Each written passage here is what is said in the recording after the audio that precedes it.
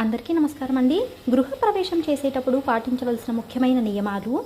గృహ యజమాని ధర్మపత్నితో సహా మంగళ స్నానాలు చేసి బంధుమిత్రులతో కూడుకొని నూతన గృహంనకు ముహూర్త సమయంనకు కొంచెం ముందుగా చేరుకోవాలండి.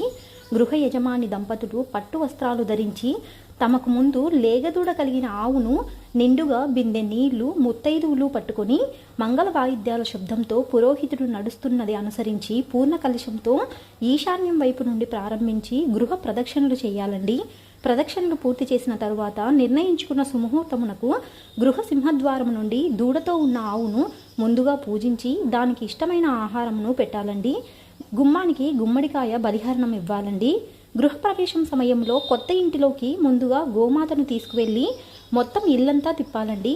ఆ తర్వాతే ఇంటి యజమాని కుటుంబ సభ్యులు ఇంటిలోకి వెళ్తారండి. ఈ ఆచారం అనాదిగా వస్తున్నదండి.